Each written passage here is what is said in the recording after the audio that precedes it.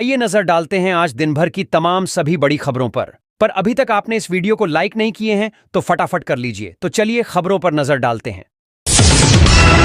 रांची समेत पूरे राज्य में बांटी जा रही ईद की खुशियां, नमाज अदा कर मांगी भाईचारे व अमन चैन की दुआ। राजधानी रांची सहित पूरे झारखंड में बड़े धूमधाम और उत्साह के साथ ईद मनाई जा रही है। मुस्लिम समाज के लोगों ने ईदगाहों और मस्जिदों में ईद की नमाज अदा की और भाईचारे और अमन चैन की दुआ मांगी। नमाज पढ़ने के बाद सभी ने एक दूसरे को गले लगकर ईद की मुबारकबाद दी और खुशियां बांटी। ईद के मद्देनजर सुरक्षा के भी पुख्ता इंतजाम किए गए थे। मौलाना असगर मिसबाही ने अपने संदेश में कहा कि ईद और इस्लाम मोहब्बत का पैगाम देता है और इंसानियत ही सबसे बड़ा धर्म है। वहीं राज्य के विभिन्न जिलों में भी ईद की धूम दिखाई दी। जामताड़ा, बोकारो, धनबाद, रामगढ़, पलामू, हजारीबाग सहित अन्य जिलों में लोगों ने ईद की नमाज अदा की और एक दूसरे को ईद की बधाई दी। ईद के अवसर पर सभी के घरों में सेवइयां, खट्टा मीठा चाट, दही वड़ा, मोती पुलाव सहित कई खास व्यंजन बनाए गए। राज्यपाल, मुख्यमंत्री, नेता प्रतिपक्ष और अन्य प्रमुख हस्तियों ने राज्य के लोगों को ईद की मुबारकबाद दी है। राज्यपाल संतोष कुमार गंगवार ने सोशल मीडिया पर शुभकामनाएं देते हुए कहा कि यह त्योहार आपके जीवन में खुशियां और तरक्की लेकर आए। मुख्यमंत्री हेमंत सोरेन ने भी अपने सोशल मीडिया हैंडल पर लिखा कि ईद उल फितर की सभी को शुभकामनाएं। आप सभी स्वस्थ, सुखी और खुशहाल रहें, यही दुआ करता हूं।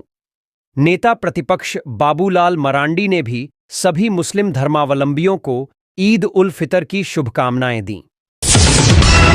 झारखंड में फिर बदलेगा मौसम। आंधी तूफान व बारिश के साथ गिरेंगे ओले। झारखंड में एक बार फिर मौसम अंगड़ाई लेने वाला है। 2 अप्रैल के बाद से राज्य के विभिन्न हिस्सों में आंधी तूफान के साथ बारिश व ओले गिरने की संभावना जताई गई है। वेस्टर्न डिस्टर्बेंस यानी पश्चिमी विक्षोभ के कारण उत्तर भारत के 6 राज्यों में बारिश, आंधी तूफान का अलर्ट जारी किया है। इसे लेकर मौसम विभाग ने ऑरेंज अलर्ट जारी कर दिया है। मौसम विभाग के अनुसार झारखंड में 2 अप्रैल से मौसम करवट लेगा। लगातार 3 दिनों तक झारखंड के अलग अलग हिस्सों में आंधी तूफान के साथ गरज के साथ वर्षा और वज्रपात की संभावना है। 2 अप्रैल को गढ़वा, पलामू, चतरा, कोडरमा, हजारीबाग, लातेहार, लोहरदगा, रामगढ़, रांची, खूंटी, गुमला, सिमडेगा और पश्चिमी सिंहभूम में बारिश और आंधी तूफान की संभावना है। मौसम विभाग के अनुसार 3 अप्रैल को झारखंड के उत्तरी पश्चिमी और उत्तरी मध्य भागों में आंधी तूफान की संभावना है। इस दौरान हवा की रफ्तार 40 से 50 किलोमीटर प्रति घंटा रह सकती है। झारखंड के दक्षिणी और मध्य भागों में ओले गिरने की संभावना है। इस दौरान आंधी तूफान के साथ बादल गरजेंगे और बारिश होगी।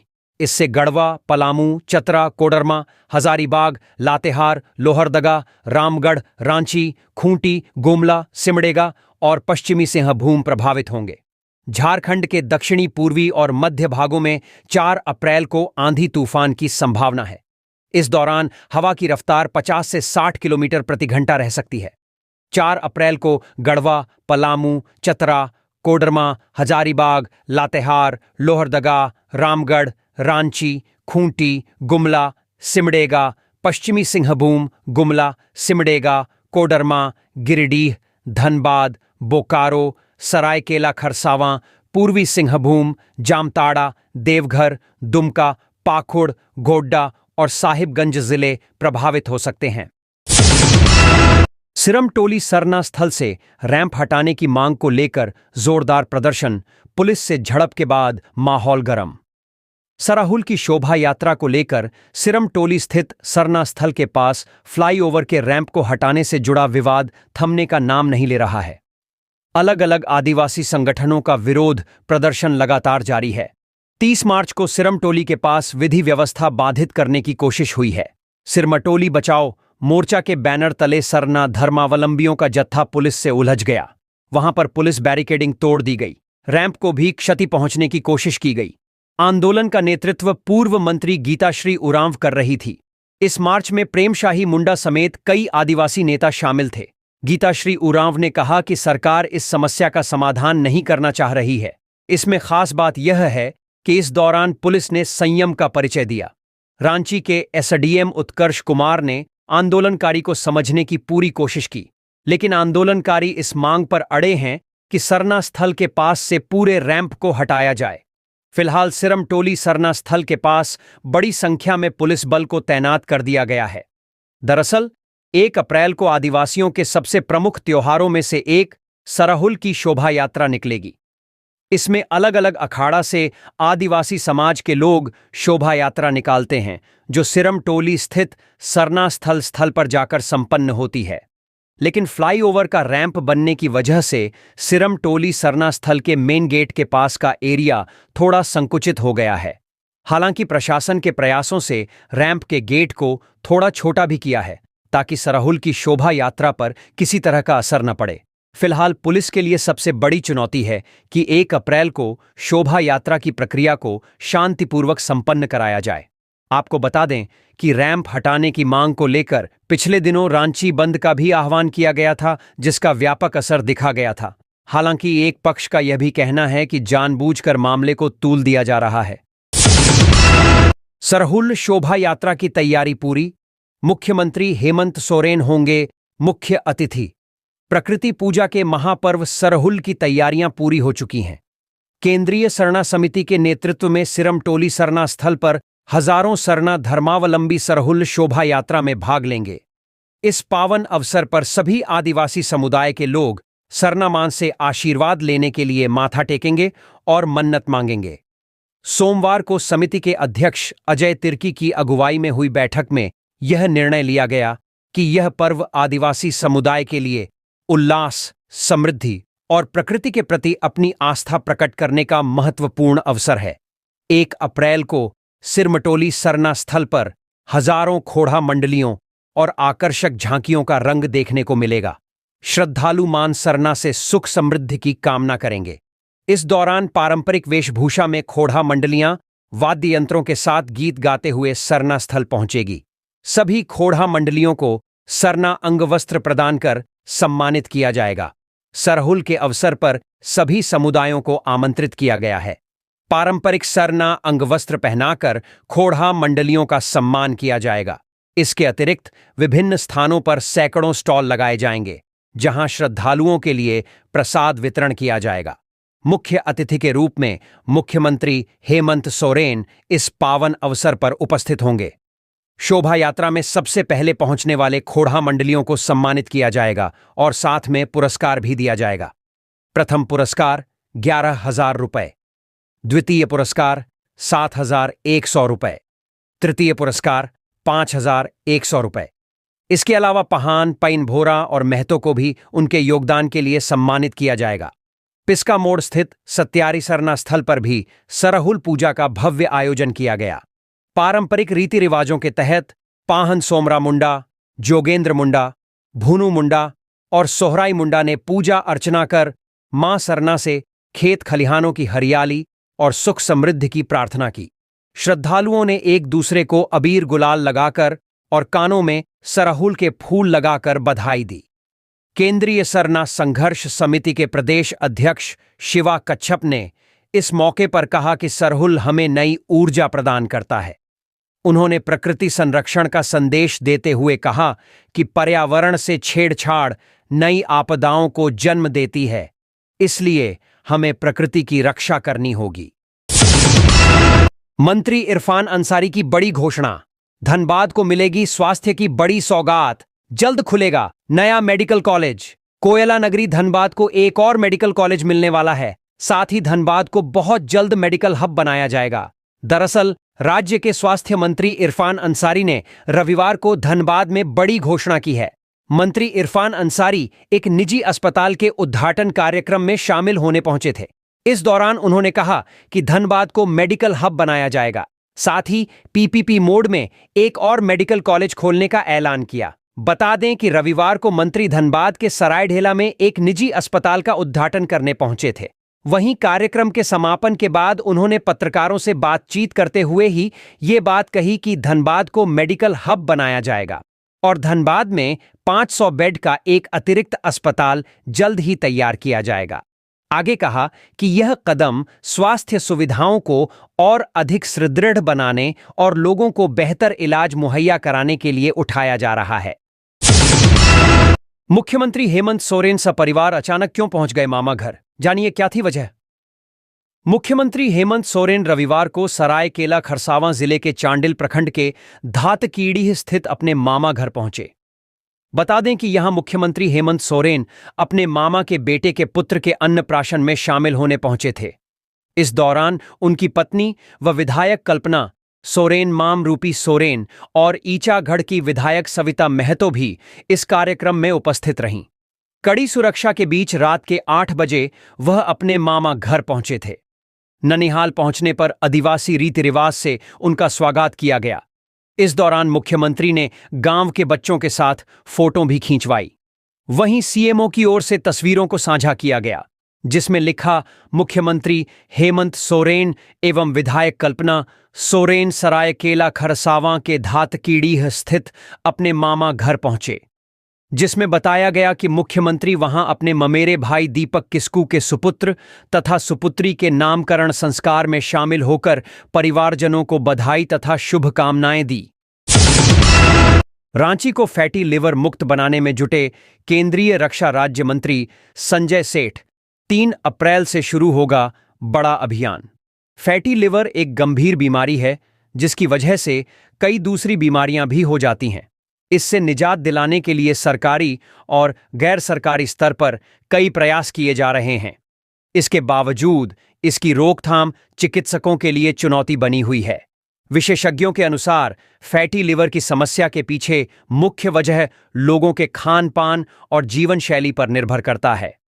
हाल के दिनों में रांची में तेजी से बढ़ रही इस बीमारी की रोकथाम के लिए देश के रक्षा राज्य मंत्री और स्थानीय सांसद संजय सेठ के प्रयास से आईएलबीएस और सदर अस्पताल के संयुक्त तत्वावधान में विशेष अभियान चलाने का निर्णय लिया गया है। इसकी शुरुआत 3 अप्रैल को रांची के सदर अस्पताल से होगी। विश्व प्रसिद्ध लीवर रोग विशेषज्ञ डॉक्टर एसके शरीन की देखरेख में गठित चिकित्सकों की टीम के द्वारा मोबाइल वैन आधारित स्क्रीनिंग प्रोग्राम के तहत शहरी और सुदूरवर्ती ग्रामीण क्षेत्रों में कार्यक्रम चलाया जाएगा। कार्यक्रम के तहत 18 वर्ष से अधिक आयु के सभी वयस्कों की स्क्रीनिंग की जाएगी।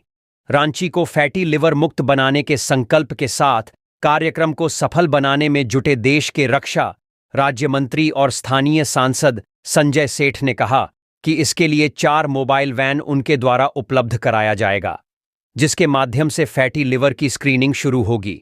उन्होंने बताया कि एक मशीन की लागत 1 करोड़ रुपए है। कुल मिलाकर चारों गाड़ी में 4 करोड़ की अत्याधुनिक मशीन लगी होगी। फैटी लिवर की जांच के बाद चिकित्सकों के द्वारा लोगों को मुफ्त सलाह भी दी जाएगी। आज के समय में फैटी लिवर को गंभीर बीमारी बताते हुए संजय सेठ ने कहा कि आज के समय में फैटी लिवर महामारी का रूप धारण कर चुकी है। इसके खिलाफ लड़ने की तैयारी है।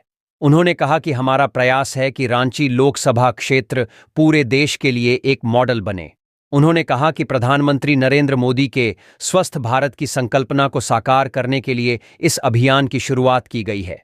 संजय सेठ ने कहा कि आज देश दुनिया के लिए फैटी लिवर बीमारी चिंता का विषय है।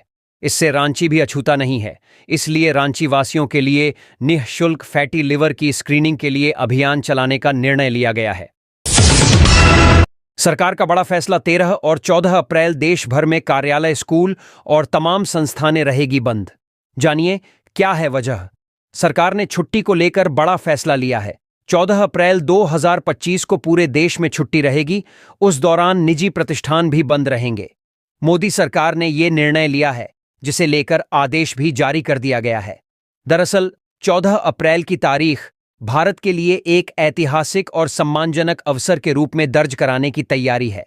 हालांकि 14 अप्रैल सोमवार है, लिहाजा 13 अप्रैल रविवार और 14 अप्रैल सोमवार को भी छुट्टी रहेगी। इस दिन को मोदी सरकार ने संविधान निर्माता डॉक्टर भीमराव आंबेडकर की जयंती के उपलक्ष्य में देश भर में राजकीय अवकाश घोषित किया है। यह निर्णय भारत सरकार के कार्मिक, लोक शिकायत और पेंशन मंत्रालय यानी कार्मिक और प्रशिक्षण विभाग द्वारा जारी एक आधिकारिक ज्ञापन के तहत लिया गया है, जिसे 27 मार्च 2025 को नई दिल्ली के नॉर्थ ब्लॉक से जारी किया गया।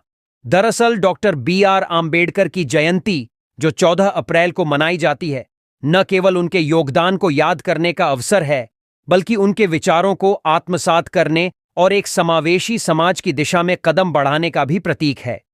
इस वर्ष 14 अप्रैल को सोमवार के दिन होने के कारण यह अवकाश देश भर के सभी केंद्रीय सरकारी कार्यालयों और औद्योगिक प्रतिष्ठानों में लागू होगा। आधिकारिक ज्ञापन में यह स्पष्ट किया गया है कि इस निर्णय को सभी मंत्रालयों और विभागों तक पहुंचाया जाए, जिसमें यूपीएससी, सीवीसी, राष्ट्रीय अनुसूचित जाति या जनजाति आयोग, राष्ट्रीय मानवाधिकार आयोग, केंद्रीय सूचना आयोग और अन्य महत्वपूर्ण संस्थानों को शामिल किया गया है। इसके साथ ही सभी संलग्न और अधीनस्थ कार्यालयों, स्वायत्त निकायों और सार्वजनिक शिकायत और पेंशन मंत्रालय से संबंधित इकाइयों को भी इस अवकाश का पालन करने का निर्देश दिया गया है।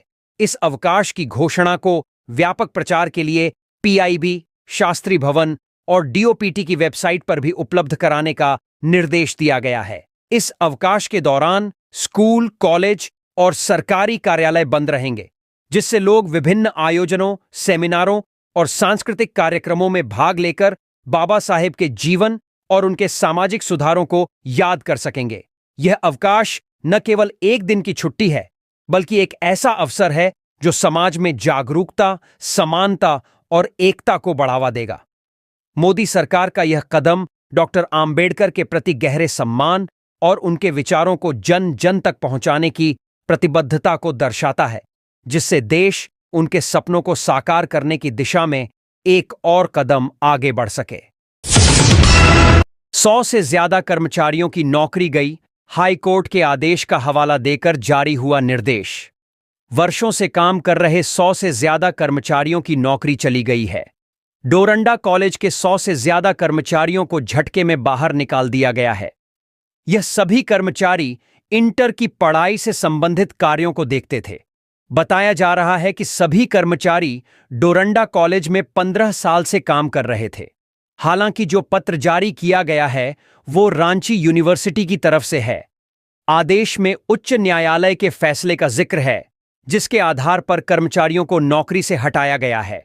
जानकारी के मुताबिक इस संदर्भ में हाईकोर्ट ने कुछ दिन पहले ही फैसला लिया था, जिसके बाद अब हाईकोर्ट के आदेश का हवाला देते हुए रांची यूनिवर्सिटी की तरफ से आदेश कर दिया गया है। इधर इस आदेश के बाद कर्मचारियों में हड़कंप है। कर्मचारियों में कईयों की उम्र सीमा खत्म हो गई है। ऐसे में कर्मचारियों में भी आक्रोश है। विश्वविद्यालय ने कई बार इन कर्मचारियों से काम लिया, लेकिन अब समायोजन से इनकार कर रहा है। झारखंड कांग्रेस मंथन शिविर का फलाफल क्या निकला, जाने प्रदेश प्रभारी के राजू की योजना। झारखंड कांग्रेस के संगठन सृजन वर्ष 2025 के तहत 5 दिवसीय मंथन कार्यक्रम के समापन हो गया। इसके बाद अब यह सवाल पार्टी के अंदर उठने लगा है कि इस मंथन से पार्टी संगठन को अमृत के रूप में क्या मिलेगा और क्या इस मंथन से विष भी निकला है या नहीं। झारखंड कांग्रेस के इतिहास में पहली बार 5 दिनों के मंथन कार्यक्रम में प्रदेश प्रभारी के राजू ने कुछ बातें स्पष्ट कर दी हैं। पार्टी संगठन की कमजोरी और लोकसभा विधानसभा चुनाव में आपसी सामंजस्य में कमी की वजह से नतीजा बेहतर नहीं हो सका। ऐसे में संगठन और सरकार के बीच सामंजस्य जरूरी है। 5 दिवसीय झारखंड कांग्रेस मंथन कार्यक्रम के दौरान 5 दिनों तक 10 सत्रों में बैठकों का दौर चला। कुशल प्रशासक रहे और राहुल गांधी के बेहद करीब प्रदेश प्रभारी के राजू ने संगठन को ग्राम और वार्ड स्तर पर गठित करने की योजना बना डाली। अब कांग्रेस का न सिर्फ ग्रामीण स्तर पर कमिटी गठित होगी, बल्कि उसे टास्क भी दिया जाएगा और उसकी मॉनिटरिंग भी होगी। इस बैठक में माना गया कि कमजोर संगठन की वजह से चुनाव में उम्मीद के अनुरूप सीटें नहीं मिलीं। कांग्रेस के प्रवक्ता सोनाल शांति उर्फ रिंकू तिवारी ने कहा कि मंथन के दौरान यह माना गया कि हमारी सांगठनिक क्षमता कमजोर है और इसी वजह से चुनाव में मनमाफिक नतीजे नहीं आए। उन्होंने बताया कि मंथन शिविर के दौरान ऐसे लोगों की भी पहचान की गई है जो चुनाव के समय में अपनी भूमिका नहीं निभाई। निश्चित रूप से वैसे लोगों पर कार्रवाई की जाएगी। झारखंड कांग्रेस के प्रदेश मीडिया प्रभारी राकेश सिन्हा ने 5 दिवसीय मंथन शिविर को बेहद उपयोगी बताया है। उन्होंने कहा कि मंथन से निकले अमृत का प्रभाव यह होगा कि कांग्रेस संगठन पंचायत से लेकर पीसीसी तक मजबूत होगी। सत्ता और संगठन दोनों एक दूसरे का पूरक हैं। मजबूत संगठन से सत्ता की प्राप्ति होती है और सत्ता मिलने से संगठन को मजबूती मिलती है। सरकार के जन उपयोगी कामों को जनता के बीच ले जाने का काम संगठन करती है। अगले 5 वर्षों में यह काम कांग्रेस को करना है। पहली एशियाई पारा थ्रो बॉल चैंपियनशिप। झारखंड के खिलाड़ियों ने भारत के लिए जीता कांस्य पदक। Para throw ball federation of Asia की ओर से आयोजित पहली एशियाई पारा थ्रो बॉल चैंपियनशिप में भारतीय टीम ने कांस्य पदक जीता है। यह प्रतियोगिता 26 से 30 मार्च तक कंबोडिया में हुई। भारतीय टीम में झारखंड के 12 दिव्यांग खिलाड़ी शामिल थे। पुरुष टीम में मुकेश कंचन कप्तान, सनोज महतो, मुकेश कुमार महतो, पवन लकड़ा और राजेश कुमार मेहता थे। वहीं महिला टीम में प्रतिमा तिर्की, अनिता तिर्की, महिमा उरांव, संजुक्ता एक्का, पुष्पा मिंज, असुंता टोप्पो और तारामणि लक्कड़ा शामिल थीं। इस प्रतियोगिता में कुल 8 देशों ने भाग लिया। फाइनल में कंबोडिया ने श्रीलंका को हराकर स्वर्ण पदक जीता, जबकि श्रीलंका ने रजत पदक यानी सिल्वर मेडल हासिल किया। भारतीय टीम सेमीफाइनल में श्रीलंका से हार गई थी। चीफ सेक्रेटरी अब करेंगी स्कोडा सुपर्ब की सवारी, कारकेड में शामिल होगा बोलेरो न्यू। झारखंड की मुख्य सचिव अब स्कोडा सुपर्ब की सवारी करेंगी। साथ ही उनके कारकेड में 2 Mahindra Bolero new top model भी शामिल किए जाएंगे। प्रशासी पदवर्ग समिति ने इसकी अनुशंसा की है। समिति के अध्यक्ष मुख्य सचिव हैं, जबकि सदस्य के रूप में विकास आयुक्त, कार्मिक सचिव, वित्त सचिव और योजना विकास के सचिव सदस्य हैं। समिति ने मुख्य सचिव के कारकेड में 2 Mahindra Bolero new top model शामिल करने की अनुशंसा की है। प्रशासी पदवर्ग समिति ने सीएम की सुरक्षा कारकेट में नई टोयोटा कैमरी को शामिल करने की अनुशंसा की है। साथ ही कहा है कि पूर्व से उपलब्ध वैसे सभी वाहन जो रद्दीकरण योग्य हैं, उनको रद्दीकृत कर नीलामी की जाए और नीलामी की राशि कोषागार में जमा किया जाए।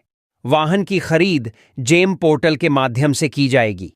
जेम पोर्टल पर वाहन उपलब्ध नहीं रहने की स्थिति में वित्त विभाग द्वारा अधिसूचित Jharkhand procurement of goods and service manual में निहित प्रावधान के तहत में नियमानुकूल क्रय की कार्रवाई की जाएगी।